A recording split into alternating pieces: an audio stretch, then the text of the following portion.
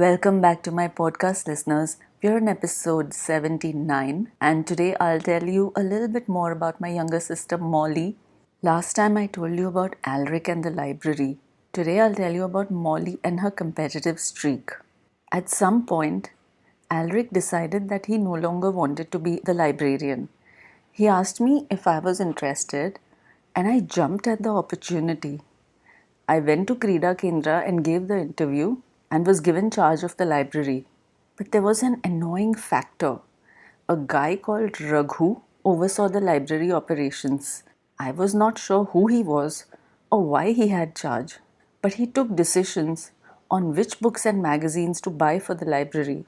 Although I would go with him to the city side for all this, it annoyed me that he hurried me up when I was trying to choose books. He also behaved like a know-it-all, seeming to know exactly which books we had in the library, and at super speed he would go through all the books at the store saying, "We have this, we have this, we have this."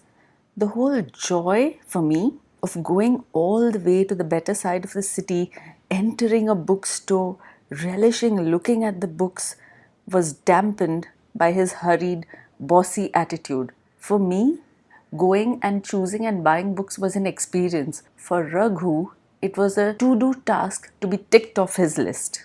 Once a month, I had to go to Krida Kendra to take my salary. Now that was in East Vikhroli, and I lived in Hillside, which was in the west of Vikhroli. So that was approximately a 1 kilometer distance.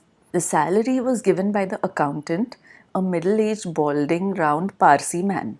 The Krida Kendra was near the high school, so about a kilometer away from Hillside. Since I was no longer in school, I had to make this trip specifically to collect my salary. But my temperament was such, I couldn't bring myself to actually speak about money as though I deserved it or had worked for it. I felt awkward bringing up money or my salary. So I would go to the Kendra, meet the accountant, and he would give me the envelope with my salary in it. I wouldn't even check the amount. I'd just quietly take whatever amount was given. One day, I went to the Kendra and sat across the accountant. He started chatting, making small talk. I was not interested in talking to him, but politely conversed with him.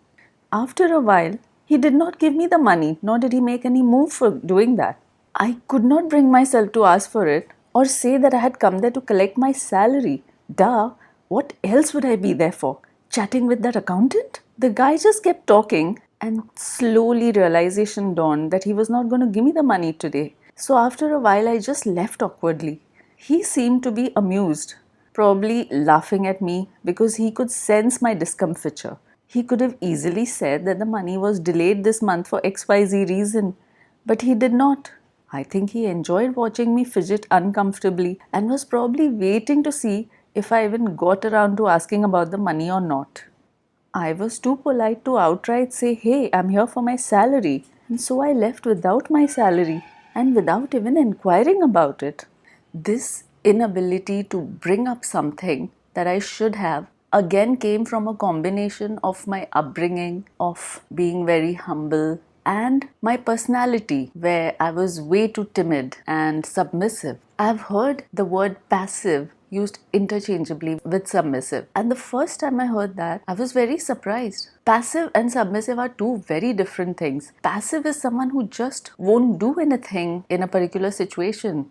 A submissive person is very different. It takes years of self-restraint where you keep quiet, where you are so tempted to speak up. So a submissive person is actually exerting a lot of self-control, is stopping themselves from taking some action, saying something or doing something, which is very different from a passive person who is probably indifferent to the situation. So in my mind, passive and submissive are not the same. So when I say I was submissive, what I mean is that I had learned to be what I thought was humble and not offending the other person or giving respect to the other person. In my mind, I interpreted my submissiveness like that, as the behavior of a person with value. I had been cultivating traits of a person with value, a high principled person, and in my mind, being submissive was in keeping with that. So that is why I had cultivated that so strongly. And a secondary aspect would be where women are treated a certain way and women's voices are not heard or taken seriously. So that could be a secondary aspect. But the primary aspect was certainly where I felt like, is it my place to say this? Should I give more honor to the other person? And that kind of thinking. Back to the library. I ran the library strictly by the rules. It did not even occur to me that I could use my discretion sometimes. If someone forgot to return the book and the fine came to as high as 200 rupees, way higher than the cost of the book maybe, I'd just tell the person that they had to pay that much.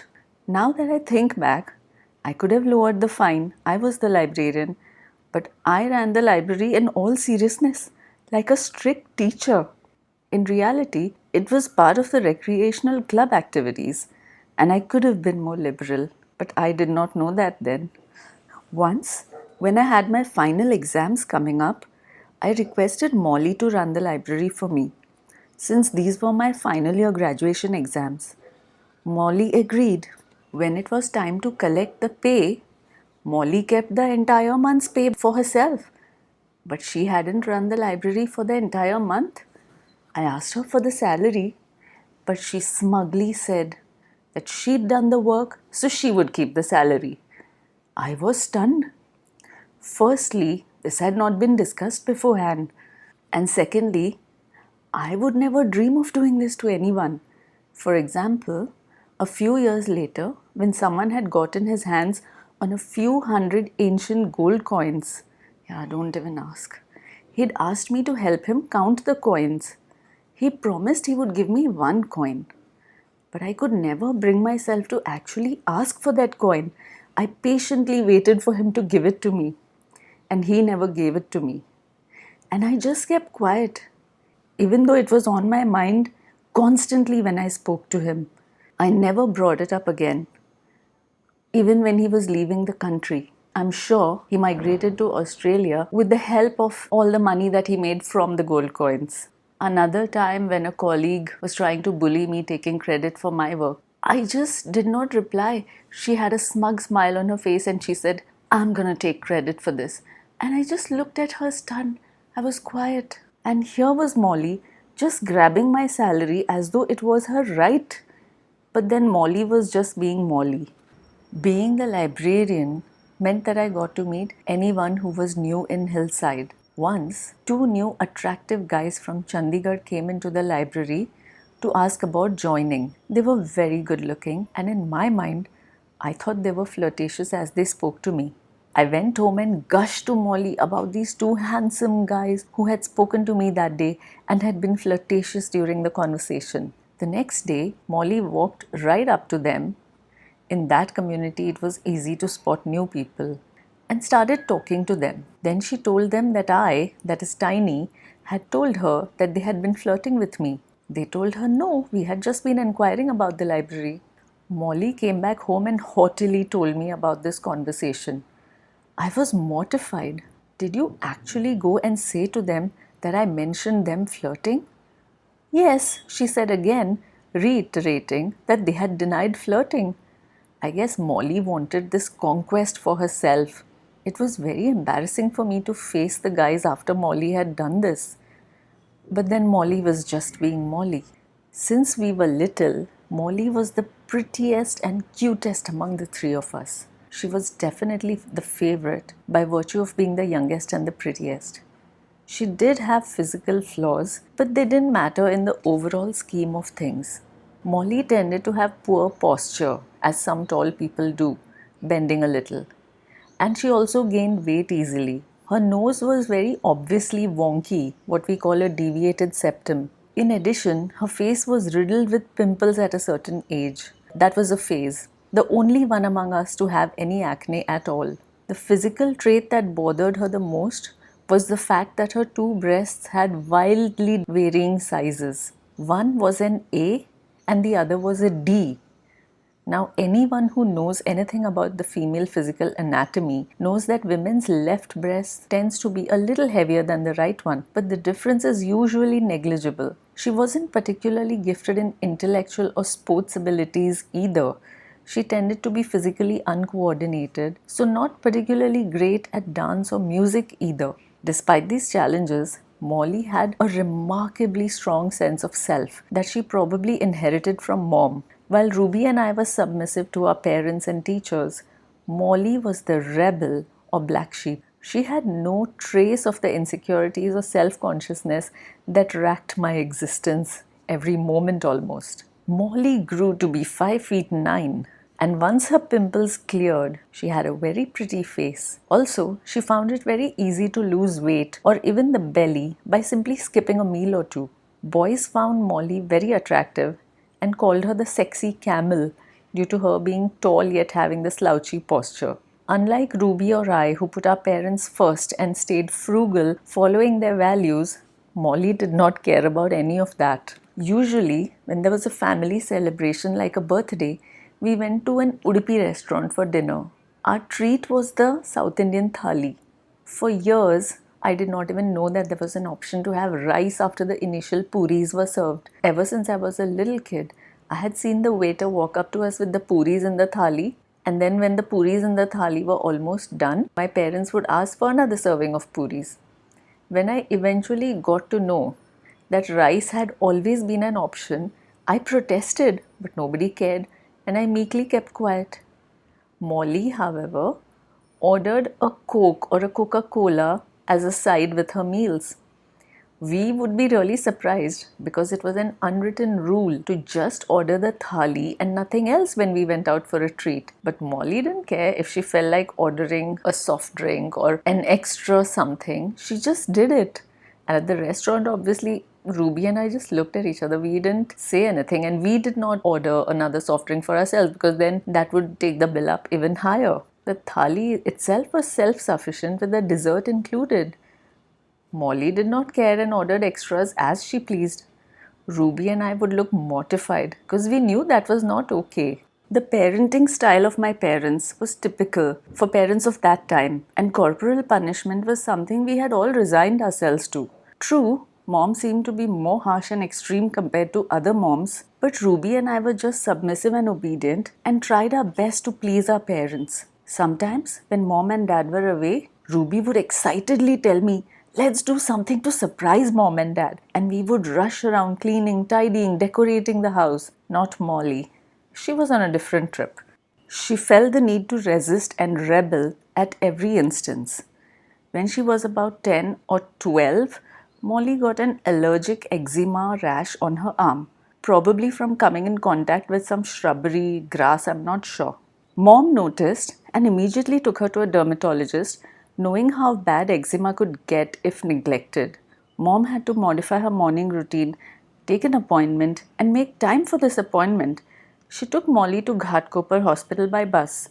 Mom later told me, looking very confused, that when they stepped out of the hospital, Molly said, in a very defiant and almost aggressive tone, "You made me see the doctor, but how will you make me take these medicines?" So Molly was basically rebelling against taking the medication that she needed. This didn't seem logical to any of us, and we were all confused by this response. Well, as it turns out, Mom could not force Molly to take the medicines, and her eczema never did heal. To this day, Molly is in her late 40s. The eczema flares up from time to time and has spread over time. So there was this completely illogical side of Molly that none of us could understand. But this rebellious temperament of Molly also helped Ruby and I. Molly did not care about mom and dad's rules.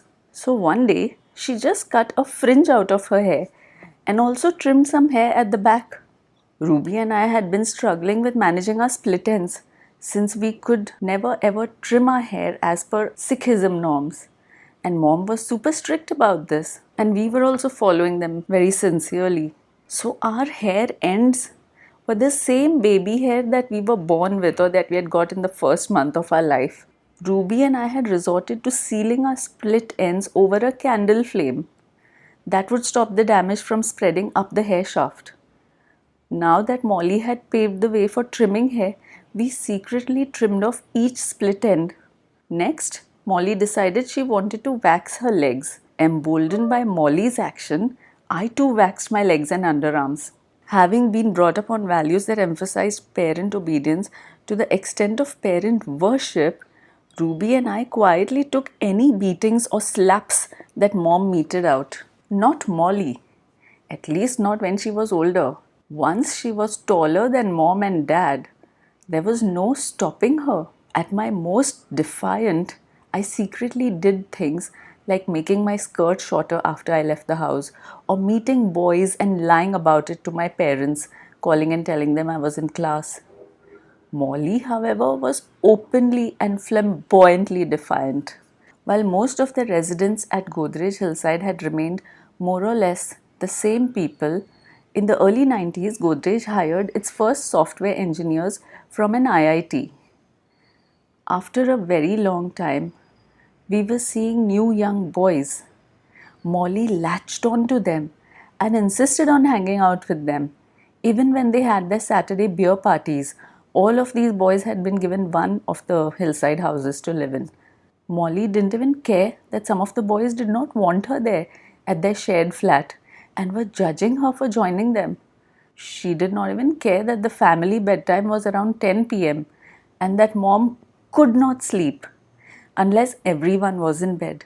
Molly would stay at the boys' apartment up to midnight. The aunties gossiped, but Molly did not care. Later, when Ruby was pregnant a few years later, she was prescribed bed rest because of some bleeding. We were delighted to look after her and asked her to move in with us for a few months so we could take care of her. Molly would watch MTV into the night at a loud volume. When we brought to her attention that Ruby was in the next room trying to sleep, Molly simply did not care. Poor Ruby would put a pillow over her ears and sleep. In such instances, two incidents occurred. Once, Dad was livid about how Molly had been disrupting the peace of the household, especially since Mom was going through menopause and couldn't bear the tension that Molly was causing. She had probably stayed out till midnight, and when she came home, Dad raised his hand to slap her. Molly grabbed Dad's wrist and flung it away. Another time, Mom was in great distress from Molly's behaviour and tried to hit her. Molly grabbed Mom's thumb and twisted it at an unnatural angle.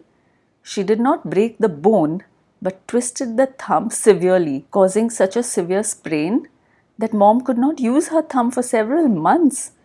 That is when Mom and Dad gave up and Molly became wilder. She had no one restricting or restraining her now. Mom had made an observation about Molly. When she was younger, she was definitely a wild child. But about once a month, when she had been particularly obnoxious or troublesome, Mom would give her a sound whooping. Mom noticed that after that, for the next few weeks, Molly seemed happier, calmer, nicer, more loving, more grounded, just the ideal kid. Years later, I read about some women who said that they wanted their husbands to spank them regularly because it was calming for them. The women had mentioned when a few weeks had passed since they were spanked, they felt restless, angry, upset, and once they were spanked, they felt really good and grounded. That immediately made me think of Molly. But now that Molly was bigger than anyone in the house and did not answer to anyone, there was no taming her. She did as she pleased and was aggressive with everyone. Molly had grown to be 5 feet 9, taller than everyone in the house. She was beautiful enough to win the May Queen contest at the Army Club during the May Queen Ball. She was desperate to hobnob with the cool South Bombay crowd. Studying at Mullen College of Commerce, there was no scope to be socially upwardly mobile. So Molly joined an international student organization called ISEC, International Association of Students in Economics and Commercial Sciences. ISEC was teeming with the rich, snobby South Bombay crowd. Their meetings were also all held in South Bombay. Now, these students could be quite catty and nasty towards us lesser beings from the suburbs. In fact, they never interacted with us, but Molly had gone and tried to inject herself into that crowd. I remember once when a bunch of these South Bombay kids had landed at Santa Cruz railway station and were looking for a way to reach Bombay University Kalina campus. Ruby studied at Kalina and she saw them there searching for transport, wondering what to do. She took the same bus as the Bombay University students. On seeing their predicament, she enthusiastically walked up to them and explained which bus they needed. We used to do that. If someone needed help, we used to just go and help.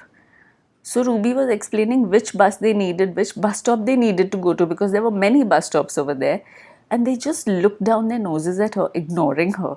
Molly had it no better with the ISEC crowd, even though she was like prettier, taller than us. They mostly ignored her. She would take a train from Mulund to go to wherever their meetings were held in South Bombay, but she did not make any friends there. Molly mentioned that the boy who played Kabir in the teen TV show Just Mohabbat, Karanveer Bora, was also part of ISEC at that time with her. At one event, there was an overnight stay. Molly later told me that when she had closed her eyes but was not yet asleep, she heard Karanveer and a girl ridiculing her teda nose and generally making fun of her. She had a severely deviated septum. She felt hurt but couldn't show any reaction. She just pretended to continue sleeping. I had tried to be kind and understanding towards her at all times. When other kids boycotted her, I consoled her. I made efforts to understand her. I tried to be genuinely kind to her. I told her I was always there when she needed me. But later, Molly became more and more selfish. When, in the future, I would get engaged, a pregnant Ruby prepared lunch for 40 or so guests. Molly was not bothered to help.